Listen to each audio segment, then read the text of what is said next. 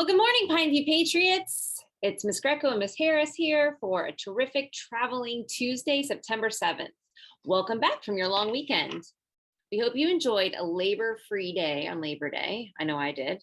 And are ready to get back to learning and another great week here at Pineview. With that extra long weekend, Patriots, you know what that meant for me, right? More time to travel. Were you able to figure out where I was last week? If you were, then stay tuned to this episode of Where in the World is Miss Greco to see if you were correct and to see where I traveled to this time.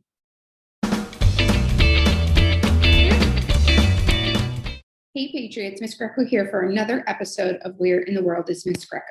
So last week I challenged you with a location here in the United States, a location that is famous for Mount Rushmore. And many of you were able to figure out that I was located in South Dakota. So this week for our Where in the World is Miss Greco, we are going international again. This time we are traveling to a country. So you're going to guess the country in East Africa. So those of you who are working on your map skills, use that compass rose to know which direction is east. So we want a country in East Africa.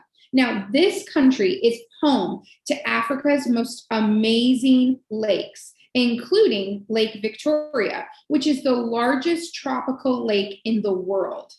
There are also over 100 languages spoken in this country. So it really doesn't have an official language because they recognize all the languages, even though some languages might be spoken more than others. The country's flag represents the 4 elements of daily life. So this flag is very significant to the country because it has 4 colors on it and they each represent a piece of daily life. So the color green on this flag represents nature's beauty. The color yellow represents the minerals found in the country. The color black represents the people who live here. And the color blue represents all the Great Lakes. The last clue I'm going to give you is that this country is home to Mount Kilimanjaro, which is the highest mountain peak in Africa and one that many mountain hikers try to conquer. So Patriots, I'm going to recap my clues, but before I do, I just want to give you a little tip on how you can usually figure out where I am. Now, every week when I'm giving you clues, some of the clues I'm giving you maybe are a little bit broad or they're not so specific to that particular country. Like maybe I could be talking about a couple different countries, but then I always make sure to give you clues that are very specific. They're names of something that you could easily research. So here are my clues again for the country that I am located in. I am located in East Africa. It's home to the most amazing lakes, including Lake Victoria. There are over 100 languages spoken in this country. The country's flag represents its 4 elements of daily life. So the flag is green, yellow, black, and blue, representing nature, minerals, the people, and the lakes. And lastly, this country is home to Mount Kilimanjaro, the highest mountain peak in Africa. So Patriots, I challenge you to use these clues to figure out where I'm located. Remember to use a source, and that source can be research through books or internet. It can also be asking an expert. I hope you figure out where I'm located. Have a great day. Don't forget to keep checking the map in the cafeteria to see all the places that I have traveled to and send me your suggestions of where you'd like me to travel next. Patriots, are you confused about all your choices in the cafeteria? Do you know how much you can put on your tray when you go through the line? We're going to go on location this week to the cafeteria and get you some answers. Ooh, Ms. Harris, I love that. You're going to take some wonderings and use a source to find the answer. How fantastic is that? Well, we hope that this discovery that Ms. Harris and the news crew are going to take you on this week will clear things up for you, Patriots. But remember, you can always ask a grown-up in the cafeteria if you're not sure what you should be doing when you go through that lunch line. I know when I'm in there, I'm definitely a little confused. Speaking speaking of lunch choices, Ms. Harris, let's talk about what's for lunch today.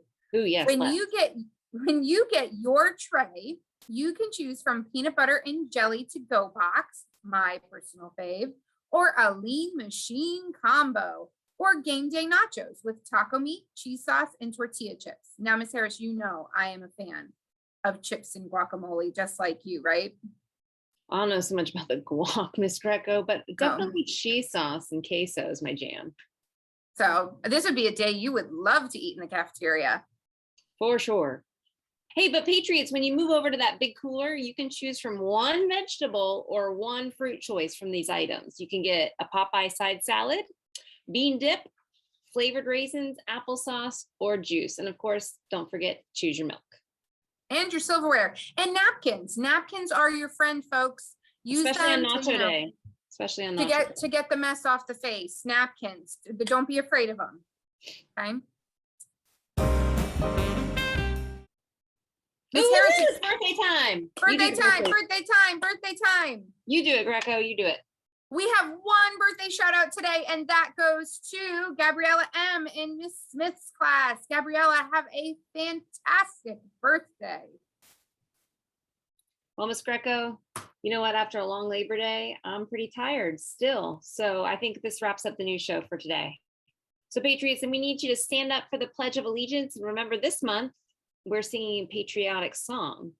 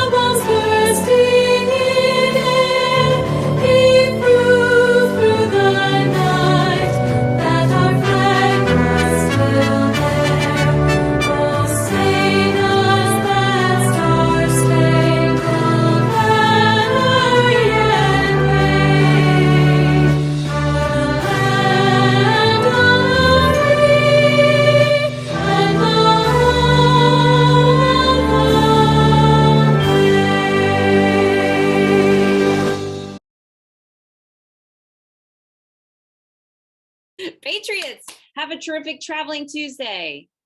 Have fun expanding your learning in specials today. And remember, we are living the questions by feeding our passions and exploring our wonders. From Ms. Harris and I, have a great day.